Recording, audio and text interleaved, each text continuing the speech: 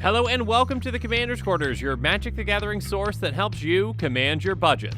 This show and episodes like this one are possible thanks to viewers like you. If you're looking for an easy way to help support this show, make sure that you like, share, and subscribe. Also, hit that bell notification icon so you don't miss any new episodes. You can also go check out our playmats and other merchandise at thecommandersquarters.com. Another easy way to support this show is with our TCG player affiliate links. So whether you're buying a deck or individual cards, you can use this general link right here or one in the description. And the final way that you can support this show is by supporting us directly by becoming a patron. There are many benefits to being a patron, and I truly couldn't do this without all their support. Hey everyone, Mitch coming in from the Commander's Quarters studio. Welcome to the show.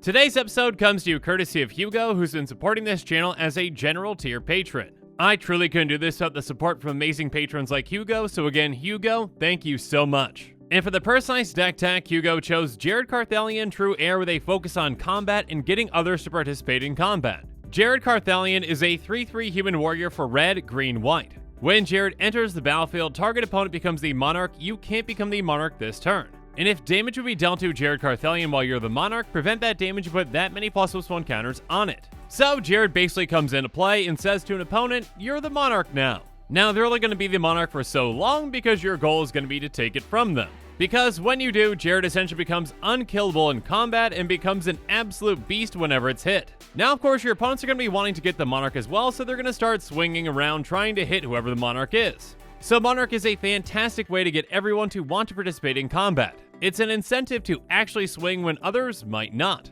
But we've got plenty of other ways to incentivize our opponents to start attacking. Well, I should say incentivize and sometimes potentially force. And again, with Jared in play, that can be a huge benefit to us. Again, the more that Jared gets hit while we're the Monarch, the bigger he gets. So with that and with some other ways, we can easily get Jared to become an unstoppable force. And if an opponent's forced to swing out and doesn't have any defenses left, well, Jared can just be a one-shot kill. There's a lot of cool tricks that we can do with a deck like this, but first up, let's talk about some ways to encourage our opponents to start swinging.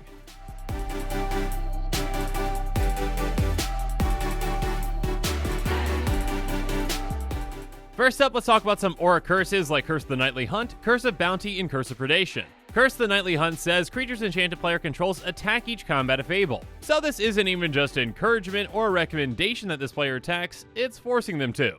And this can be absolutely devastating on a player who would much rather keep their creatures back. If they have a vulnerable commander, it's probably not going to be sticking around for too long. This also leaves them wide open for other players to swing into.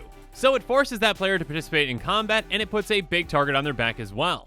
And speaking of a target on their back, there's Curse of Bounty, which says, whenever enchanted player is attacked, untap all non-land permanents you control. Each opponent attacking that player untaps all non-land permanents they control. So yeah, that's a huge benefit. I mean, just at a base level, that's vigilance for all their creatures, and yours as well. And if players are running other things that they want to untap like mana rocks, that can be a huge incentive. So again, we're all about incentivizing attacks so we can put a target on whichever player we want. And then Curse of Predation says, whenever a creature attacks enchanted player, put a +1 counter on it. So if someone wants to grow their army and make them more powerful, then attacking that player is going to be the right call. Again, there are plenty of great aura curses out there in these colors, and these are just a few of them. Some other kinds of cards that can really help out are ones like Frenzied Saddlebrute, Frontier Warmonger, and Thunderstaff. Frenzied Saddlebrute says all creatures can attack your opponents and planeswalkers your opponents control as though those creatures had haste. So essentially, it's like, hey, don't waste this combat. You've got this creature, it gets haste as long as you're attacking someone else. Now it can't attack me, but you know what? You might as well attack. So if they've got an opening and maybe another incentive, they might be more willing to attack that player. Another way to help out creatures attacking opponents is Frontier Warmonger. It says whenever one or more creatures attack one of your opponents or a planeswalker they control, those creatures gain menace until end of turn. Essentially, when anyone attacks any of your opponents with a creature, it's gonna have menace. So now your opponents are further incentivized to attack each other because their creatures are harder to block. And again, the more and more incentives that you layer on for other players to attack, the better. If someone gets all these benefits for attacking, it's going to be hard for them to not convince themselves to do so. Even a card like Thunderstaff can be very impactful in this deck as well. It says as long as it's untapped, if a creature would deal combat damage to you, prevent 1 of that damage. And by paying 2, you can tap it and attacking creatures get +1/+0 until end of turn. So basically, hey, if you attack me, you're not going to be doing the amount of damage that you really could. But if you attack that player over there, I'll pay the 2 and tap this, and then your creatures get buffed and you deal even more damage to them. So with this, again, you're kind of incentivizing and politicking at the same time. Or you can just straight up force attacks on your opponents with the goad mechanic. Geode Rager has landfall. Whenever land enters the battlefield under your control, goad each creature target player controls. Goad means that until your next turn, those creatures attack each combat of Fable and attack a player other than you of Fable. So a repeatable way to force an entire team to attack someone else is a very powerful thing. And of course, because we have access to green and green land ramp, we're going to have ways to get this more than once each turn. Goad can be absolutely devastating for our opponent's armies as well as their life totals. And of course, more targeted goading approaches can still be very effective as well. Bloodthirsty Blade says equipped creature gets +2/+0 and is goaded. By paying 1, we attach Bloodthirsty Blade to target creature an opponent controls, activates ability only anytime you can cast a sorcery. Basically, hey, take this creature, you're slightly more powerful, now go attack someone else. This is a fantastic way to protect ourselves from one of the most powerful creatures on the board and force it to swing elsewhere. And again, if that creature dies, well, on our next turn, we simply attach it to something else. And then Martial Impetus can even be very effective as well. It says enchanted creature gets +1/+1 and is goaded. Whenever it attacks, each other creature that's attacking one of your opponents gets +1/+1 until end of turn. So this forces a creature to attack and also incentivizes your opponent's other creatures to attack elsewhere. And when they do, they're going to get bigger and dish out even more damage to your opponents. So again, layering incentives for attacking can be huge for a deck like this. And again, when I say incentives, sometimes I also mean forced attacks as well. So again, even a card like Goblin Diplomats can be fantastic in this deck. It has tap, each creature attacks this turn of Fable. So unlike the goad mechanic, this doesn't specify that that player has to attack our opponents. But again, this can put that player into a very unfortunate position for them. They really might not have many good options when it comes to attacking. And by doing them so, they're leaving themselves wide open. And even in a one-on-one scenario, when we're the last 2 players out there, forcing them to attack us can be a fantastic thing. Again, while we're the Monarch, Jared just gets bigger when he gets hit, but we've also got plenty of other ways to take advantage of them attacking us. So now let's move on and talk about those cards.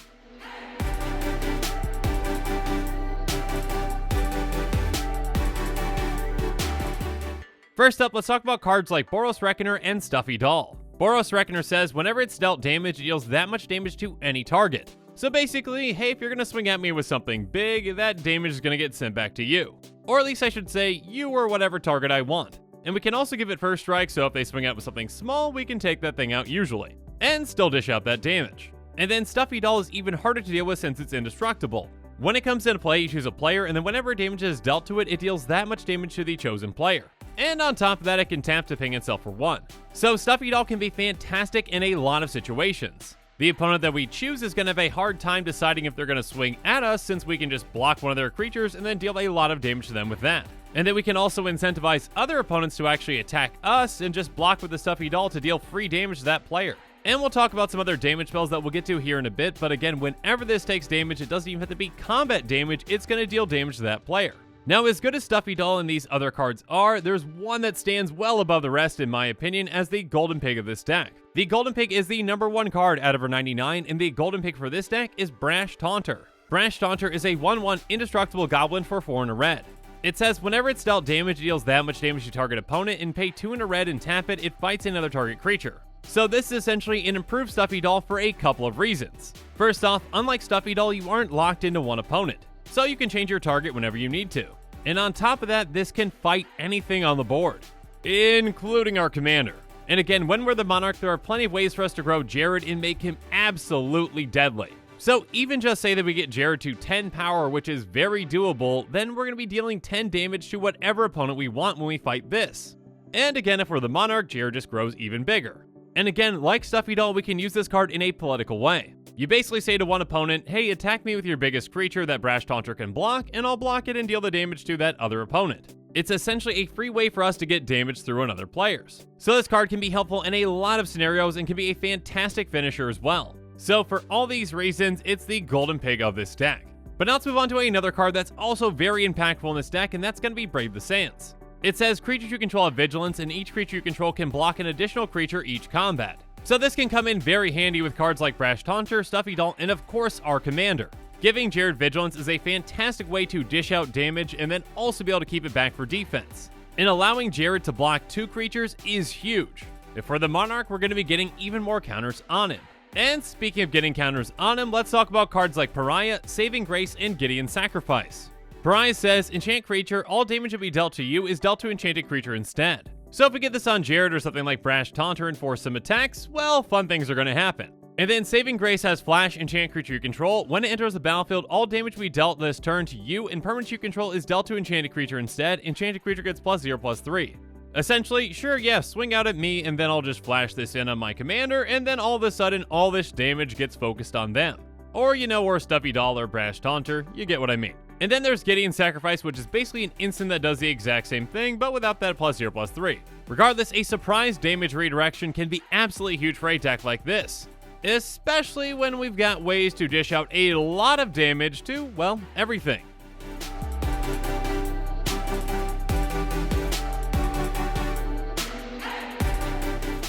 So let's talk about some damage-based board wipes that can help our deck out in a lot of ways. First up, there's Solar Blaze, which says each creature deals damage to itself equal to its power. Now, a lot of creatures out there are going to have either power greater than their toughness or power equal to their toughness. So this can take out the vast majority of creatures. And if we cast this while we're the Monarch, well, Jared's gonna get twice as big.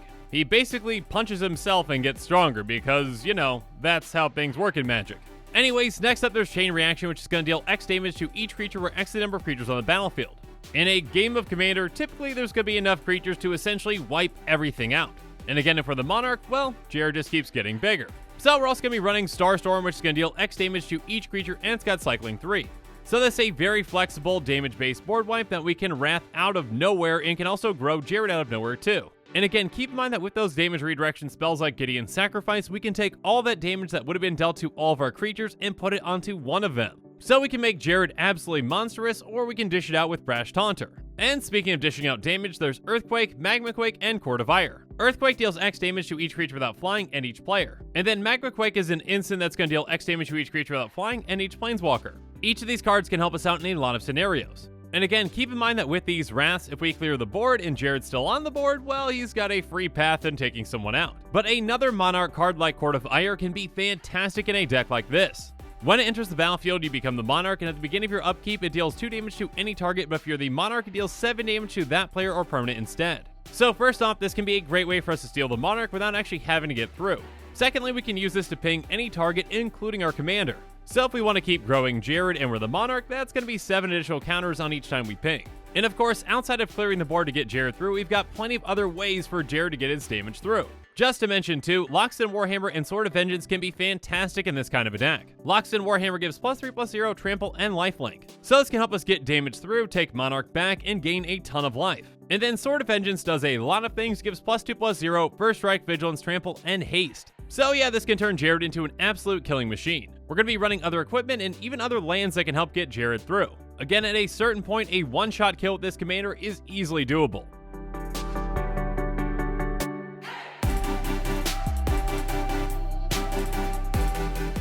But now it's time for me to wrap things up and give you my final thoughts on this commander. Jared is a really unique commander and one that is fantastic at incentivizing your opponents to actually attack. By getting Monarch out there already, that's already a huge incentive for players to start swinging when they otherwise wouldn't. And in these colors, there are plenty of ways to encourage players and even force players to participate in combat. And again, when you do with this kind of a deck, there are plenty of ways to benefit from that. So I hope that you enjoyed this episode, and if you want to see the full deck list, make sure that you check it out in the description below. Also in the description, you'll find the upgrades and the upgraded list as well. And with that, the show is coming to a close, so it's my turn to hear from you. So in the comments below, let me know what your thoughts on this episode are, and as always, thanks again and have a good one.